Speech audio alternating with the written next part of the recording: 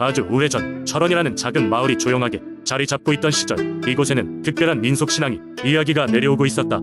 그 이야기의 주인공은 철원의 애기 장군이라는 귀여운 이름을 가진 어린 장군이었다. 애기 장군은 나이는 어렸지만 용맹함과 지혜로움으로 마을 사람들이 존경을 한몸에 받았다.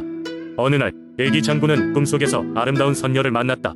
그녀는 백설같이 하얀 옷을 입고 머리 위에는 은빛빛으로 빛나는 관을 쓴 마치 달의 여신과 같은 모습이었다. 선녀는 애기 장군에게 다가와 말하기를 이곳 철원에 큰 시련이 닥칠 것이지만 당신은 이 마을을 지킬 운명을 타고났어 라고 예언하였다. 하지만 애기 장군은 어린 마음으로 고민에 빠졌다. 그가 가진 것은 굳센 마음뿐 아이인 자신이 어떻게 마을을 지킬 수 있을지 도무지 감이 오지 않았던 것이다.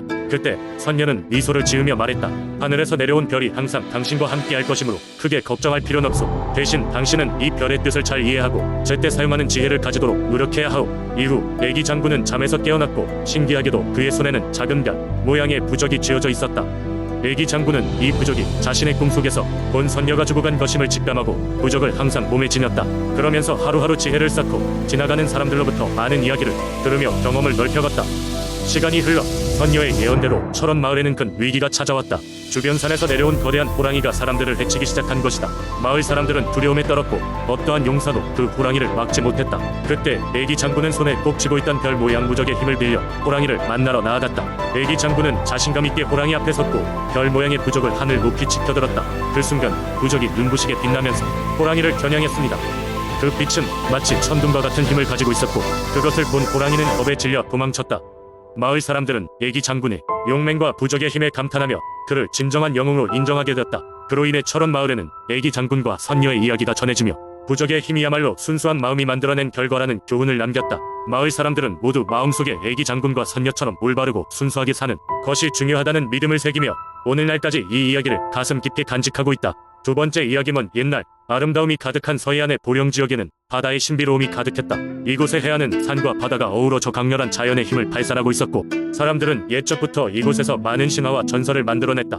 그 중에서도 용왕에 얽힌 이야기가 가장 널리 알려져 있었다. 아주 오래전 사람들은 가뭄에 시달려 심각한 고통을 겪고 있었다. 작물은 타들어가고 강은 말라붙어갔으며 사람들과 가축들은 목마름에 시름시름 앓고 있었다. 어느 날 한 노인이 밤마다 들리던 바닷가의 소리에 귀를 기울였다. 그 소리는 마치 누군가의 목소리 같기도 했고 때로는 파도 소리와 섞여 신비한 음악처럼 들리기도 했다. 호기심 많은 노인은 어느 날 바닷가로 향했다. 찬란한 달빛 아래 바닷바람이 부드럽게 얼굴을 스치고 있었고 바다의 잔잔한 물결은 은빛으로 빛났다. 그곳에는 커다란 해안 동굴이 있었는데 그곳에서 신비로운 빛이 새어나오고 있는 것이 보였다. 노인은 두려움을 잊고 조심스레 동굴로 발걸음을 옮겼다. 동굴 안으로 들어가자마자 노인은 눈이 번쩍 뜨였다. 그곳에는 커다란 용이 모습을 드러내고 있었다. 용은 크고 우아하며 비늘은 온갖 색으로 빛났다. 용은 노인을 보자마자 부드러운 목소리로 말했다. 이곳까지 와줘 고맙소. 용감한 자여, 나는 바다의 수호자 용왕이오. 용왕은 노인에게 마을의 고통을 알고 있으며 그들을 돕고 싶다고 말했다. 그러나 용왕은 바다의 섭리를 어지럽히지 않겠다는 조건을 제안했다. 노인은 용왕의 말을 경청하며 바닷물의 일부를 마을로 끌어올 수 있는 방법을 전수받았다. 대신 이 방법을 이용해 바다의 생태계를 망가뜨리지 않도록 주의해야 한다는 경고 또한 받았다. 마을로 돌아온 노인은 이 이야기를 전하며 사람들이 함께 바닷가로 나아갔다. 그곳에서 마을 사람들은 용왕이 알려준 방식대로 바닷물을 끌어올리고 이를 농작물의 접시에 대주었다. 그제야 시들어가던 작물들은 다시금 푸른 빛을 띠며 자라기 시작했다. 마을 사람들은 용왕에 대한 감사의 표시로 매년 해안에서 제사를 지내며 그의 보호를 기원했다. 그날 이후로 보령의 바닷가는 용왕의 은혜로 풍요와 평화를 누렸다는 전설이 전해지고 있다. 그리고 지금도 수많은 여행객들과 마을 주민들은 그 이야기를 기억하며 바다에 대한 경애와 감사를 표하고 있다. 세 번째 이야기. 옛날 옛적 전라남도 나주에는 용왕이 머무는 호수가 있었다. 이 호수는 사람들 사이에서 용왕지라고 불렸으며 물이 맑고 고요해 마을 사람들은 이곳에 큰 경외심을 가지고 있었다. 사람들은 이 호수의 물을 신성하게 여기고 특별한 경우가 아니면 물을 사용하지 않았다. 어느 해 가뭄이 찾아와 나주 전 지역이 큰 어려움에 처했다. 논과 밭이 메말라 곡식이 자라지 않았고 마을 사람들은 식수조차 구하기 어려운 상황에 놓였다. 이에 마을 장로들은 모여서 비를 내리게 해달라고 하늘에 기도했지만 비는 오지 않았다. 그러던 중 마을의 한 젊은 청년 이름하여 수연이 나섰다.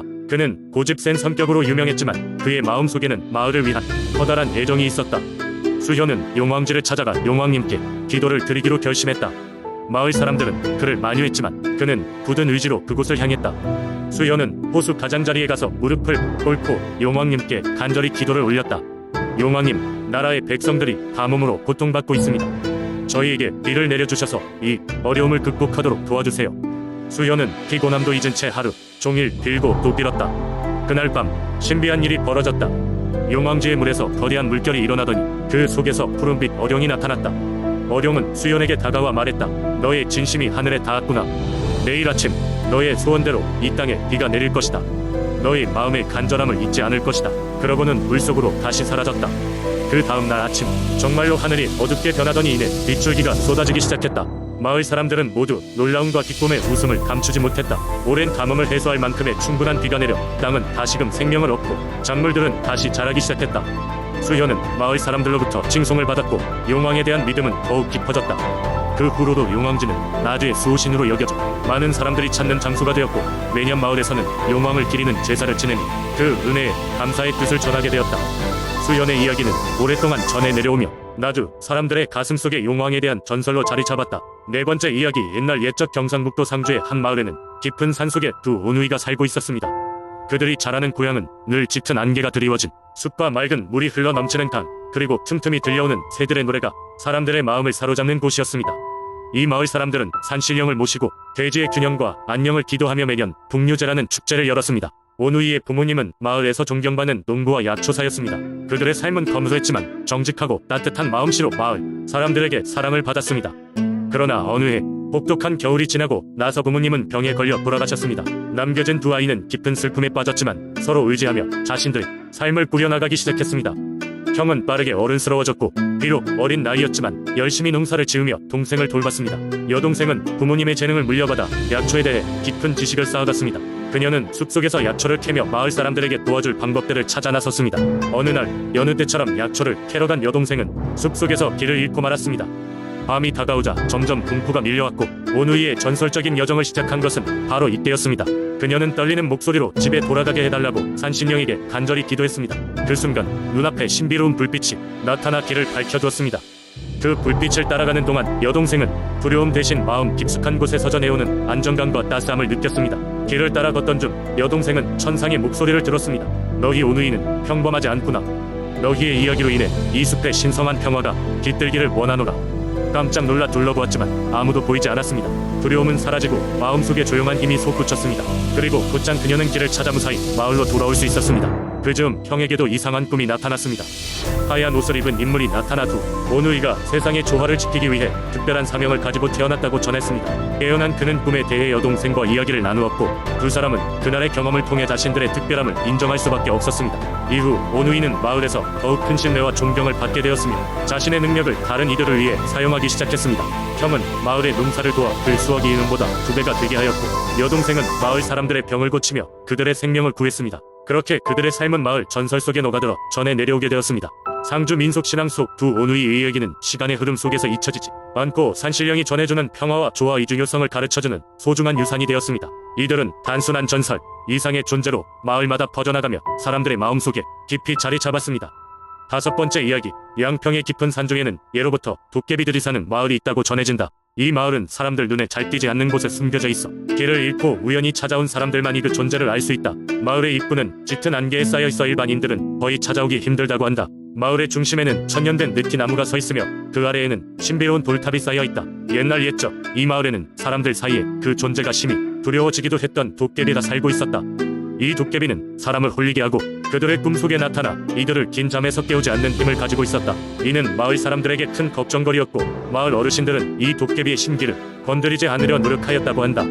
무더운 어느 여름 양평 마을의 한 젊은 나무꾼이 산속에서 길을 잃었고 그렇게 도깨비 마을에 발을 들이게 되었다. 나무꾼은 처음에는 그곳이 일상적인 숲속이라고 생각했지만 이상한 기운을 감지하고는 무언가 잘못되었음을 깨달았다. 그 순간 그는 커다란 바위 뒤에서 웃고 있는 도깨비를 보았다.